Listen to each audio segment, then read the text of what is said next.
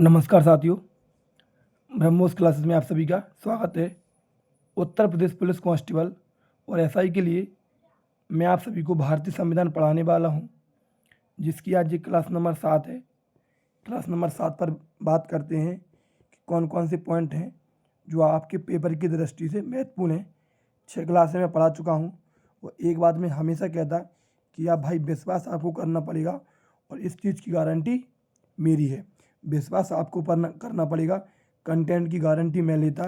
चाहे आप एसआई का एग्ज़ाम दे लेना, चाहे आप कांस्टेबल की तो मैं 100% गारंटी लेता कि आपके पेपर में जो 4 से 5 क्वेश्चन आएंगे ना, वो एक भी क्वेश्चन यदि बाहर चला जाए तब आप कहना।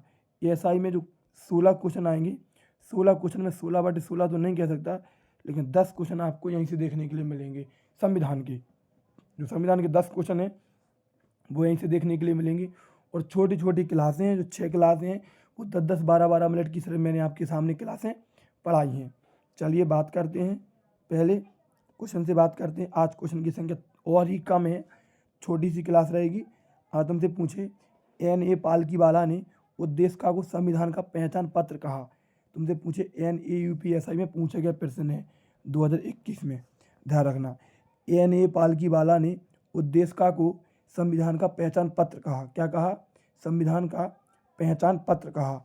आगे बात करें, विश्व का सबसे लंबा लिखित संविधान भारत का है। पूछे विश्व का सबसे लंबा लिखित संविधान किस देश का है? तो वो संविधान भारत देश का है।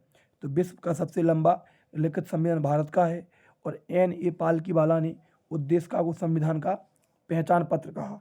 विश्व का सबसे बड़ा लोकतांत्रिक देश पूछे तो वो भारत है। विश्व का सबसे बड़ा लोकतांत्रिक देश कौन सा है? तो विश्व का सबसे बड़ा लोकतांत्रिक देश भारत है। भारतीय संविधान की एकात्मक विशेषता एकीकृत न्यायपालिका है। पूछे भारतीय संविधान की एकात्मक विशेषता क्या है? तो एकीकृत न्यायपालिका। भारतीय संविधान की एकात्मक विशेषता एकीकृत न्यायपालिका है। आगे बात करें, भारत में संविधान सर्वोच्च है। मुझे भारत में सर्वोच्च चीज़ क्या है? तो वो भारत में संविधान ही सर्वोच्च है। आगे बात करें, लागू या मूल संविधान में, मतलब जो लागू जो संविधान था या जो पुराना संविधान था, उसमें 395 अनुच्छेद और 8 अनुसूचियाँ थीं। कितनी? 395 आर्टिकल और 8 अनुसूचियाँ थीं। आगे बात करें, संविधान बनकर कब तैयार हुआ? 26 नवंबर 1949 को संविधान बनकर तैयार हुआ। मैंने आपको बताया था कि बनने में कितना समय लगा था, तो 2 वर्ष 11 माह 18 दिन का समय लगा था। लागू या मूल संविधान में 395 आर्टिकल और 8 अनुसूचियाँ थीं। और जब संविधान बनकर तैयार हुआ तो 26 नवंबर 1949 को संविधान बनकर तैयार हुआ। चलिए आगे बात करते हैं। तुमसे पूछे संविधान लागू कब हुआ? तो 26 जनवरी 1950 को संविधान लागू हुआ। 26 जनवरी 1950 को संविधान लागू हुआ। अब देखो, आपको ऐसे पॉइंट कोई नहीं बताएगा, आपको हर कोई बताएगा कि प्रस्तावना में न्याय का उल्लेख मिलता। ठीक है, किसका उल्लेख मिलता? न्याय का। लेकिन जो प्रस्तावना में जो न्याय है वो कहाँ से लिए गए? तो रूस की क्रांति से लिए गए। ध्यान रखना, प्रस्तावना में न्याय का उल्लेख मिलता, वो कहाँ से लिए गए? तो रूस की क्रांति से लिए गए। कहाँ से लिए गए? तो रूसी क्रांति से लिए गए। चलिए आगे बात करें, स्वतंत्रता, समानता और बंधुता कहाँ से लिए गए? तो ये फ्रांस की क्रांति से लिए गए। ध्यान रखना, भारतीय प्रस्तावना में जो भारतीय संविधान की प्रस्तावना रही, उसमें जो न्याय है वो रूस की क्रांति से लिए गए। जो स्वतंत्रता, समानता और बंधुता है, ये सब फ्रांस की क्रांति से लिए गए। आगे बात करें, किसी भी राज्य का नाम बदलने की शक्ति किसके पास होती? तो संसद के पास होती है। किसी भी राज्य का नाम बदलना तो उसकी शक्ति किसके पास होगी? संसद के पास होगी। आगे बात करें, संविधान में संशोधन करने की शक्ति किसके पास होती? तो ये भी संसद के पास होती।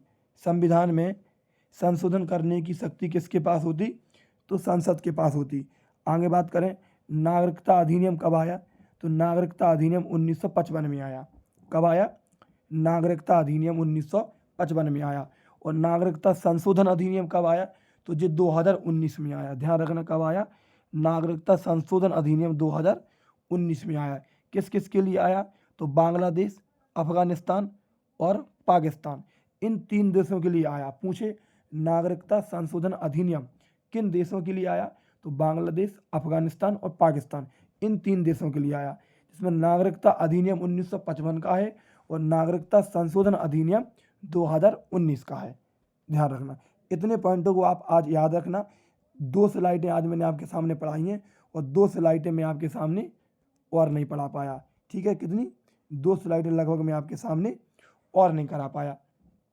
4 स्लाइडें डेली मैं आपके सामने पढ़ाता था, बस क्वेश्चन निकालने में थोड़ी समस्या आ गई, इस वजह से मैं क्वेश्चन नहीं निकाल पाया, ठीक है। 4 स्लाइडें मैं आपके सामने डेली पढ़ाता था और 10 से सिर्फ 12 मिनट की क्लास रहती थी। वो जो पुरानी 6 क्लासें हैं वो भी 10 से 12 मिनट की हैं, जिसने नहीं देखी वो जाके देख भी सकता। मैं आप सभी से वादा करता कि उत्तर प्रदेश पुलिस कांस्टेबल में 1% भी, एक क्वेश्चन भी आपका संविधान से बाहर नहीं आ जाएगा। कम समय में आपको मैं बहुत अच्छा संविधान पढ़ा के दूंगा। क्यों भाई? क्योंकि देखो आज के समय में समय बहुत महत्वपूर्ण है, ध्यान रखना, ठीक है। आपको एक सूचना मेरे को और देनी कि अब आपकी लगभग 2 से 3 दिन आपकी क्लास नहीं आएगी। अब आप कहोगे क्यों? क्योंकि मैं जा रहा हूँ थोड़ा माता वैष्णो देवी के दर्शन करने जम्मू कश्मीर, ध्यान रखना। इस वजह से आपकी 2 से 3 दिन क्लास आपकी नहीं हो पाएगी। तो आपने जितना भी जो आपको ने पढ़ लिया, लगभग आपके पास 15-16 पेज लिख चुका होगा। कितना? 15 से 16 पेज कंटेंट संविधान का हो चुका होगा, जो साथी कंटिन्यू क्लास देख रहे होंगे। तो आप उसको प्लीज़ रिवीजन करना। मेरी आप सभी से एक रिक्वेस्ट है कि ऐसा नहीं कि आप उसको पढ़ो नहीं। 15 से 16 पेज आपके पास कंटेंट हो चुका है और अभी तक 7 क्लासें हो चुकी हैं 10-10, 12-12 मिनट की। तो आप इसको रिवीजन करना। 2-3 दिन अपनी क्लास नहीं होगी, इसके बाद क्लास नंबर 8 में तुरंत लेकर आऊँगा।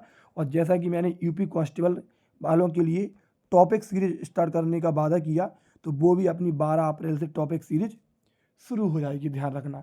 जो मैंने इंपॉर्टेंट टॉपिक बताए हैं 50 टॉपिक, वो मोस्ट इंपॉर्टेंट बताए कि जहाँ से 100% क्वेश्चन बनते, तो वो भी अपनी 12 अप्रैल से शुरू हो जाएगी। और 2-3 दिन अपनी ये भारतीय संविधान की क्लास नहीं होगी। तो आप सभी से रिक्वेस्ट है, हाथ जोड़कर विनती है कि प्लीज़ रिवीजन करना, गुमराह नहीं हो जाना, भटक मत जाना, क्योंकि सबसे बढ़िया चीज़ होती है रिवीजन।